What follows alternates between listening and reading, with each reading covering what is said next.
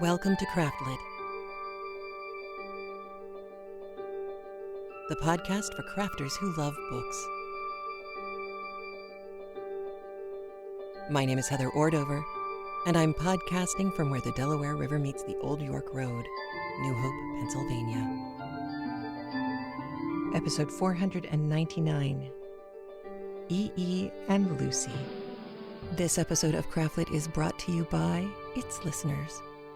Many thanks and much gratefulness to all of the listeners who have gone over to patreon.com/craftlit and pledged their support to the show. We couldn't do it without you. Thank you. Well, hello. How are you? I am well. I am still figuring out how to do this and have a job, but you already knew that, so I won't bore you with that. I will tell you, however, that I have been doing creepy cute crochet things, and I will take a picture of them in my workplace because I have a posse, an ever-growing posse of them, and people are just starting to notice that they're there, which is kind of fun. So that's honestly been the only crafty thing I've been able to do. A lot of it is just because commuting sucks up so much time. It's shocking. Since I've been commuting, from the bedroom to getting kids ready to sitting down to work for so long, commuting via car, a little bit more time intensive. However, it has gotten me to go to the gym, which is not a bad thing. So I roll out of bed, I roll into sweats, I drive to work when there's no traffic, which is great. And then I run on the treadmill. I'm actually running on a treadmill. I'm up to 1.5 miles, and I promised my husband I would do a 5K at Thanksgiving, so I have to keep working, keep running up that hill. Kate Bush was actually on the radio this morning, so perhaps that's why running is on my mind. Don't know, but Anne of Green Gables is on my mind for some very good reasons. One of those reasons is that Kim is just awesome. Another one of those reasons is because this chapter that we're doing today, chapter 33, is a really subtle chapter, I think, and I'm curious to see what you think as well. So Anne is 16, and that means she's been living with Marilla and Matthew for 4 years now. And we start to get a picture of a much more mature Anne in this chapter. I mean, we've seen it coming, right? It's not like she's been a little ridiculous child the whole book. She's been slowly but surely growing up. This chapter, there are several things that I think shift really remarkably, because I don't feel like Lucy Maud Montgomery ever lost Anne in the shift. Kind of like J.K. Rowling manages to maintain Harry's Harryness and Hermione's Hermioniness and Ron's Ronness all the way through all of the books of the Harry Potter series, and manages to allow them to grow up and yet still be themselves, exactly the way we all do in real life, but which I think must be rather tricky to do in fiction, especially fiction that is written over several years, or at least several months, and that is trying to take in the scope of growing up, the entire act of growing up in one story, in one book. Lucy Maud Montgomery, no slouch, has done a remarkable job, I think, with Anne. And today is, I think, the first moment that I really feel compelled to cross over into a world of adult allusions and references. And you'll see what I mean after we listen to the chapter. But first, just a couple of things to set it up for you. First is listen to the description of Anne's room. Well, Anne and Diana, just in general, as they conversate, as it were. And then also the comments that Lucy Maud Montgomery makes about Anne's room and the way it's decorated.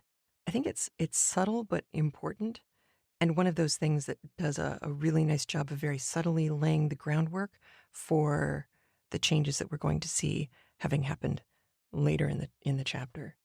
You're going to hear the term pathetic used again, and we've talked about this before. Pathetic, not like, oh, that poor little sad puppy is so pathetic with its big, sad eyes. This is pathetic, more like the Greek term, heightened emotion, something pathos filled, something that makes you feel an awful lot. So when you hear Anne using the word pathetic, that's more of what she's getting at, because she's also talking about being an elocutionist. This is somebody who gets up and recites. A bard, a really well-trained bard, could have been an elocutionist, someone who was used to getting up in front of people in a room where your voice had to carry and declaiming a story or a poem or an essay and being entertaining enough that people want to sit there and listen to you the whole time. So that's what Anne is referring to. And one last reference is to Titian, the painter. He was painting, his name wasn't Titian, his name was something else that I'm not going to remember right now, but he's referred to as Titian, kind of like I think it's a truncation and juxtaposition of his first and last name, if I remember correctly. Either way, he was painting around the late 1400s, early 1500s, and into the mid 1500s.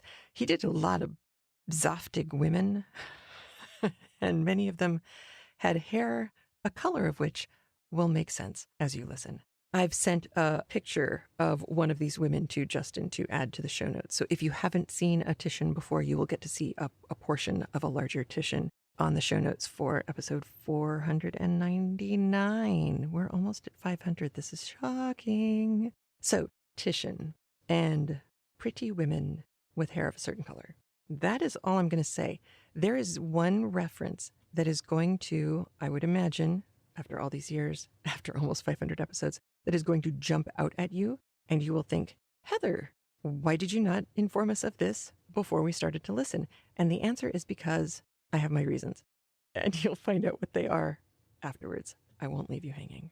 All right, let's listen to Kim Zuckert read us Chapter 33 of Anne and Green Gables by Lucy Maud Montgomery. Here we go.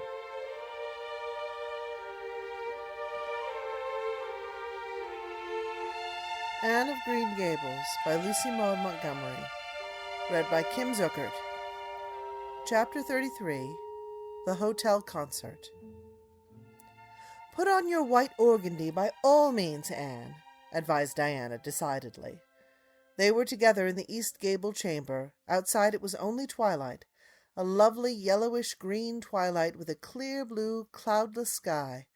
A big round moon, slowly deepening from her pallid luster into burnished silver, hung over the haunted wood. The air was full of sweet summer sounds, sleepy birds twittering, freakish breezes, far-away voices and laughter. But in Anne's room the blind was drawn and the lamp lighted, for an important toilet was being made.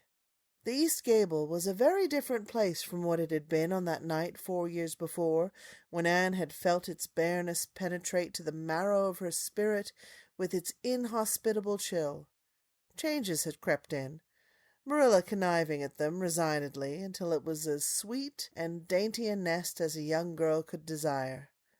The velvet carpet with the pink roses and the pink silk curtains of Anne's early visions had certainly never materialized, but her dreams had kept pace with her growth, and it is not probable she lamented them. The floor was covered with a pretty matting, and the curtains that softened the high window and fluttered in the vagrant breezes were of pale green art muslin. The walls, hung not with gold and silver brocade tapestry, but with a dainty apple-blossom paper, were adorned with a few good pictures given Anne by Mrs. Allen. Miss Stacy's photograph occupied the place of honor, and Anne made a sentimental point of keeping fresh flowers on the bracket under it. Tonight a spike of white lilies faintly perfumed the room like the dream of a fragrance. There was no mahogany furniture, but there was a white painted bookcase filled with books, a cushioned wicker rocker, a toilet table befrilled with white muslin, a quaint gilt-framed mirror with chubby pink cupids and purple grapes painted over its arched top that used to hang in the spare room, and a low white bed. Anne was dressing for a concert at the White Sands Hotel. The guests had got it up in aid of the Charlottetown Hospital, and had hunted out all the available amateur talent in the surrounding districts to help it along. Bertha Sampson and Pearl Clay of the White Sands Baptist Choir had been asked to sing a duet. Milton Clark of Newbridge was to give a violin solo. Winnie Adela Blair of Carmody was to sing a Scotch ballad, and Laura Spencer of Spencervale and Anne Shirley of Avonlea were to recite.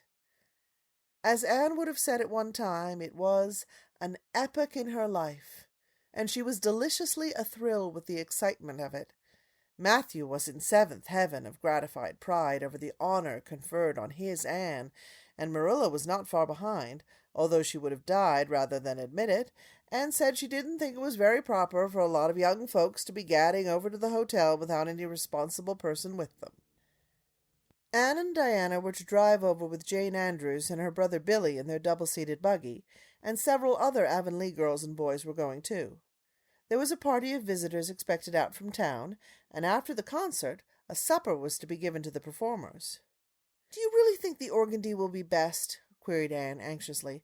"I don't think it's as pretty as my blue-flowered muslin, and it certainly isn't so fashionable." "But it suits you ever so much better," says Diana. "It's so soft and frilly and clinging. The muslin is stiff and makes you look too dressed up, but the organdy seems as if it grew on you." Anne sighed and yielded. Diana was beginning to have a reputation for notable taste in dressing, and her advice on such subjects was much sought after. She was looking very pretty herself on this particular night, in a dress of the lovely wild rose pink, from which Anne was forever debarred, but she was not to take any part in the concert, so her appearance was of minor importance. All her pains were bestowed upon Anne, who, she vowed, must, for the credit of Avonlea, be dressed and combed and adorned to the Queen's taste. "Pull out that frill a little more. So. Here, let me tie your sash. Now for your slippers. I'm going to braid your hair in 2 thick braids and tie them halfway up with big white bows. No, don't pull out a single curl over your forehead. Just have the soft part. There's no way you do your hair suits you so well, Anne, and Mrs. Allan says you look like a Madonna when you part it so. I shall fasten this little white house rose just behind your ear. There was just one on my bush, and I saved it for you." "Shall I put my pearl beads on?" asked Anne. "Matthew brought me a string from town last week, and I know he'd like to see them on me." Diana pursed up her lips, put her black head on one side critically, and finally pronounced in favor of the beads, which were thereupon tied around Anne's slim milk-white throat. "There's something so stylish about you, Anne," said Diana, with unenvious admiration. "You hold your head with such an air. I suppose it's your figure. I'm just a dumpling. I've always been afraid of it, and now I know it is so. Well, I suppose I will just have to resign myself to it." "But you have such dimples," said Anne, smiling affectionately into the pretty, vivacious face so near her own. "Lovely dimples, like little dents in cream. I've given up all hope of dimples. My dimple dream will never come true, but so many of my dreams have that I mustn't complain. Am I all ready now?" "All ready," assured Diana, as Marilla appeared in the doorway, a gaunt figure with grayer hair than of yore, and no fewer angles, but with a much softer face. "Come right in and look at our elocutionist, Marilla. Doesn't she look lovely?" Marilla emitted a sound between a sniff and a grunt. "She looks neat and proper. I like that way of fixing her hair. But I expect she'll ruin that dress driving over there in the dust and dew with it, and looks most too thin for these damp nights. Organdy's the most unserviceable stuff in the world, anyhow, and I told Matthew so when he got it, but there's no use in saying anything to Matthew nowadays. Time was when he would take my advice, but now he just buys things for Anne regardless, and the Kirks in Carmody know they can palm anything off on him. Just let them tell him a thing is pretty and fashionable, and Matthew plunks his money down for it. Mind you keep your skirt clear of the wheel, Anne, and put your warm jacket on." Then Marilla stalked downstairs, thinking proudly how sweet Anne looked, with that one moonbeam from the forehead to the crown, and regretting that she could not go to the concert herself to hear her girl recite. "I wonder if it is too damp for my dress," said Anne anxiously. "Not a bit of it," said Diana, pulling up the window blind. "It's a perfect night, and there won't be any dew. Look at the moonlight." "I'm so glad my window looks east into the sun rising," said Anne, going over to Diana. "It's so splendid to see the morning coming up over those long hills and glowing through those sharp fir tops. It's new every morning, and I feel as if I washed my very soul in that bath of earliest sunshine. Oh, Diana, I love this little room so dearly. I don't know how I'll get along without it when I go to town next month." "Don't speak of your going away tonight," begged Diana. "I don't want to think of it. It makes me so miserable, and I do want to have a good time this evening. What are you going to recite, Anne? And are you nervous?" "Not a bit. I've recited so often in public I don't mind at all now. I've decided to give the Maiden's Vow. It's so pathetic. Laura Spencer is going to give a comic recitation, but I'd rather make people cry than laugh." "What will you recite if they encore you?"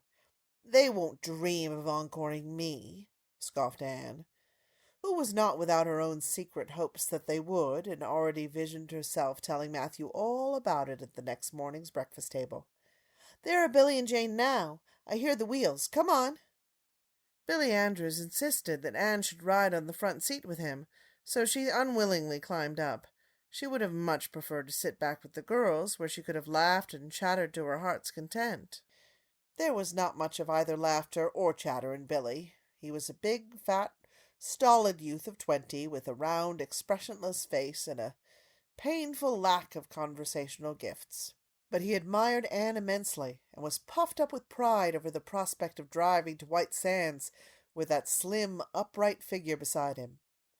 Anne, by dint of talking over her shoulder to the girls, and occasionally passing a sop of civility to Billy, who grinned and chuckled and never could think of any reply until it was too late, contrived to enjoy the drive in spite of all.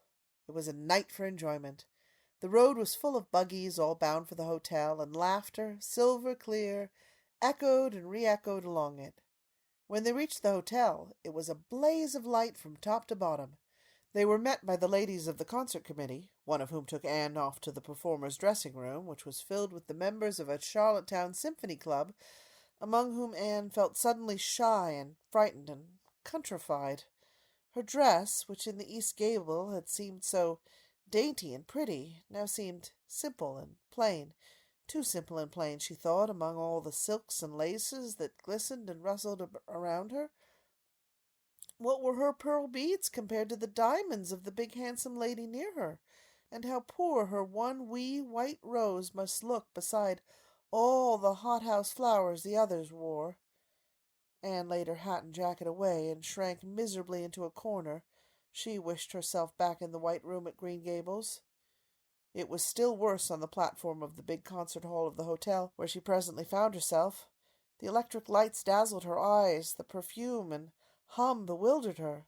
She wished she were sitting down in the audience with Diana and Jane, who seemed to be having a splendid time away at the back. She was wedged in between a stout lady in pink silk and a tall, scornful-looking girl in a white lace dress.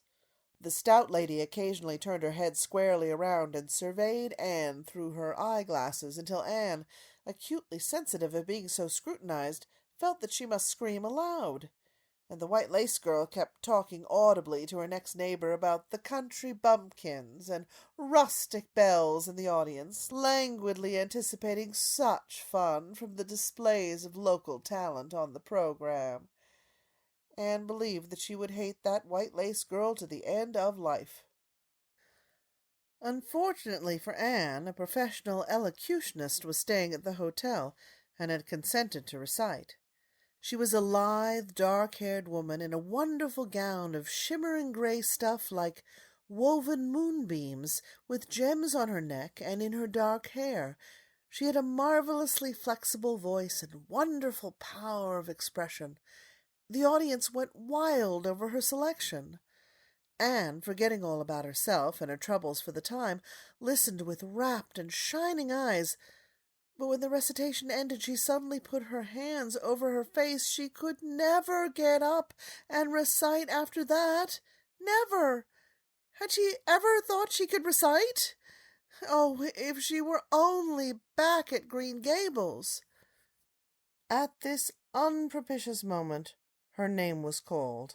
Somehow Anne, who did not notice the rather guilty little start of surprise the white lace girl gave, and would not have understood the subtle compliment implied therein if she had, got on her feet and moved dizzily out to the front. She was so pale that Diana and Jane, down in the audience, clasped each other's hands in nervous sympathy. Anne was the victim of an overwhelming attack of stage fright. Often as she had recited in public, she had never before faced such an audience as this, and the sight of it paralyzed her energies completely. Everything was so strange, so brilliant, so bewildering. The rows of ladies in evening dresses, the critical faces, the whole atmosphere of wealth and culture about her. Very different this from the plain benches at the debating club, filled with the homely, sympathetic faces of friends and neighbors. These people, she thought, would be merciless critics. Perhaps, like the white lace girl, they anticipated amusement from her rustic efforts. She felt hopelessly, helplessly ashamed and miserable. Her knees trembled, her heart fluttered, a horrible faintness came over her. Not a word could she utter, and the next moment she would have fled from the platform, despite the humiliation which, she felt, must ever after be her portion if she did so. But suddenly, as her dilated, frightened eyes gazed out over the audience, she saw Gilbert Blythe away at the back of the room, bending forward with a smile on his face, a smile which seemed to Anne at once triumphant and taunting. In reality, it was nothing of the kind. Gilbert was merely smiling with appreciation of the whole affair in general, and of the effect produced by Anne's slender white form and spiritual face against a background of palms in particular. Josie Pye, whom he had driven over, sat beside him, and her face certainly was both triumphant and taunting. But Anne did not see Josie, and would not have cared if she had. She drew a long breath and flung her head up proudly, courage and determination tingling over her like an electric shock. She would not fail before Gilbert Blythe. He should never be able to laugh at her. Never, never. Her frightened nervousness vanished, and she began her recitation, her clear, sweet voice reaching to the farthest corner of the room without a tremor or a break. Self-possession was fully restored to her, and in the reaction from that horrible moment of powerlessness, she recited as she had never done before. When she finished, there were bursts of honest applause. Anne, stepping back to her seat, blushing with shyness and delight, found her hand vigorously clasped and shaken by the stout lady in pink silk. "My dear, you did splendidly," she puffed. "I've been crying like a baby. Actually, I have. They're encoring you. They're bound to have you back." "Oh, I can't go," said Anne confusedly. "But yet I must, or Matthew will be disappointed. He said they would encore me." "Then don't disappoint Matthew," said the pink lady, laughing. Smiling, blushing, limpid-eyed, Anne tripped back and gave a quaint, funny little selection that captivated her audience still further. The rest of the evening was quite a little triumph for her. When the concert was over, the stout pink lady, who was the wife of an American millionaire, took her under her wing and introduced her to everybody, and everybody was very nice to her. The professional elocutionist, Mrs. Evans, came and chatted with her, telling her that she had a charming voice and interpreted her selections beautifully. Even the white lace girl paid her a languid little compliment. They had supper in the big, beautifully decorated dining room. Diana and Jane were invited to partake of this also, since they had come with Anne, but Billy was nowhere to be found, having decamped in mortal fear of some such invitation. He was in waiting for them with the team, however, when it was all over, and the three girls came merrily out into the calm white moonshine radiance. Anne breathed deeply and looked into the clear sky beyond the dark boughs of the firs. Oh, it was good to be out again in the purity and silence of the night. How great and still and wonderful everything was, with the murmur of the sea sounding through it, and the darkling cliffs beyond like grim giants guarding enchanted coasts. "Hasn't it been a perfectly splendid time?" sighed Jane as they drove away. I just wish I was a rich American and could spend my summer at a hotel and wear jewels and low-necked dresses and have ice cream and chicken salad every blessed day. I'm sure it would be ever so much more fun than teaching school. And your recitation was simply great, although I thought at first you were never going to begin. I think it was better than Mrs. Evans's. Oh, no, don't say things like that, Jane, said Anne quickly, because it sounds silly. It couldn't be better than Mrs. Evans's, you know, for she is a professional, and I'm only a schoolgirl with a little knack for reciting. I'm quite satisfied if the people just like mine pretty well. I have a compliment for you, Anne, said Diana. At least I think it must be a compliment because of the tone he said it in. Part of it was, anyhow. There was an American sitting behind Jane and me, such a romantic-looking man, with coal-black hair and eyes. Josie Pye says he is a distinguished artist and that her mother's cousin in Boston is married to a man that used to go to school with him. Well, we heard him say, didn't we, Jane? Who is that girl on the platform with the splendid Titian hair? She has a face I should like to paint. There now, Anne. But what does Titian hair mean? Being interpreted, it means plain red, I guess, laughed Anne. Titian was a very famous artist who liked to paint red-headed women. Did you see all the diamonds those ladies wore? Sighed Jane. They were simply dazzling. Wouldn't you love to be rich, girls? We are rich, said Anne staunchly. Why, we have 16 years to our credit, and we're happy as queens, and we've all got imaginations, more or less. Look at that sea, girls, all silver and shadow and visions of things not seen. We couldn't enjoy its loveliness any more if we had millions of dollars and ropes of diamonds. You wouldn't change into any of those women if you could. Would you want to be that white-lace girl and wear a sour look all your life as if you'd been born turning up your nose at the world? Or the pink lady, kind and nice as she was, so stout and short that you'd really no figure at all? Or even Mrs. Evans with that sad look in her eyes? She must have been dreadfully unhappy sometime to have such a look. You know you wouldn't, Jane Andrews. I don't know exactly, said Jane, unconvinced. I think diamonds would comfort a person for a good deal. Well, I don't want to be anyone but myself, even if I go uncomforted by diamonds all my life, declared Anne. I'm quite content to be Anne of Green Gables, with my string of pearl beads. I know Matthew gave me as much love with them as ever went with Madame the Pink Lady's jewels. End of chapter 33. Okay, first off, I know it was for the drama, but I want to reach back through time and, as though this were real life, find the adult who thought it was a good idea to put a 16-year-old girl after a professional elocutionist in the lineup at a hotel concert like this. I just want to find them and throttle them. Not for long, just for long enough to get my point across, because I couldn't think of anything more cruel or unfair to do to a kid than that in that situation. Poor Anne. But she rose to the occasion. Duh. She's very good at what she does. She's clearly very good at what she does because people who don't even know her and have therefore no reason to be, nice to her just because they have to live in the same town as she does. People who don't need to care about that are telling her that she did a great job, which is fantastic. And it's a validation of what we've come to believe about Anne, but it's also a lovely little validation for Anne. Anne, did you notice in this chapter all the way along she and even Diana in some respects have become quite wise.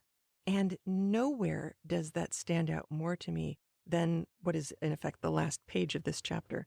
What's the last couple of minutes of the chapter for you and your listening? Where Anne talks about, in your 16 years, sure, you could wish for diamonds and all of these things, but really, what are the things that really matter in life? She has her beads. She has Matthew and Marilla who love her. She has her friends. She has a great school. She's having a great life. She knows what it's like to not have these things. And so what she has, albeit as modest as it is worth a fortune to her. And there is nothing more zen than somebody who can come to terms with that. I love that. It's such a beautiful reinforcement for finding the things around you that are of value and appreciating them while you have them. Because boy, does life move quickly. Wow. Anne already seems to get how important it is to stop and slow down and pay attention. Fast talker though she may be, she is clearly stopping and slowing down and paying attention, at least every once in a while. But I promised you something before we listened, and I also hinted at it in the episode title. And it is this. There's a reference in this chapter that Lucy Maud Montgomery makes to a poem by Elizabeth Barrett Browning. That poem is Aurora Leigh, and the section that it comes from is Book 4, line 1013. Now, I am not going to read you all 1013 lines, but I am going to go back a few and read this section to you. And I'll hit the point at which Lucy Maud Montgomery lifted her line, and then I'll continue on for a little bit, just so you can get the whole thing. And then I'm going to play you a much more modern poem and see if you hear a connection too. You can disagree with me. It's fine. I'm just putting it out there. So here we go. Girls are girls beside, thought I, and like a wedding by one rule, you seldom catch these birds except with chaff. They feel it almost an immoral thing to go out and be married in broad day unless some winning special flattery should excuse them to themselves for it. No one parts her hair with such a silver line as you, one moonbeam from the forehead to the crown, or else you bite your lip in such a way it spoils me for the smiling of the rest, and so on. Then a worthless god or two to keep for love, a ribbon for the neck, or some glass pin. They have their weight with girls. Now, I'm going to play you the audio of my husband Andrew reading the poem that he sent me roughly around the time when I believe I called my mother and said, I've met the man I'm going to marry. So here is that poem. Somewhere I have never traveled, gladly beyond any experience, your eyes have their silence. In your most frail gesture are things which enclose me, or which I cannot touch because they are too near. Your slightest look easily will unclose me. Though I have closed myself as fingers, you open always, petal by petal, myself, as spring opens, touching skillfully, mysteriously, her first rose. Or, if your wish be to close me, I and my life will shut very beautifully, suddenly, as when the heart of this flower imagines the snow carefully everywhere descending. Nothing which we are to perceive in this world equals the power of your intense fragility, whose texture compels me with the color of its countries, rendering death and forever with each breathing. I do not know what it is about you that closes and opens. Only something in me understands the voice of your eyes is deeper than all roses. Nobody, not even the rain, has such small hands. And that poem is called Somewhere I Have Never Traveled Gladly Beyond from E.E. Cummings. I don't know about you, but that clip from Elizabeth Barrett Browning to me just screamed, wow, E.E. Cummings read this. He knew this. And he wrote his own chunk of something like this later, much later, not too much later, but later. And I love it. And I've read a bunch of Elizabeth Barrett Browning, but never anything quite like that. That image that Lucy Maud Montgomery lifted, the one of the one moonbeam from the forehead to the crown, clearly talking about the part in Anne's hair.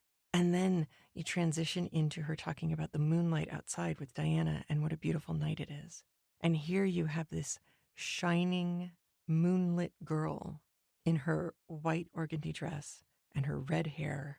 And she is beaming with joy and happiness and wisdom and strength of character, but also strength in general of just being able to get up on the stage and do what she does in front of everybody.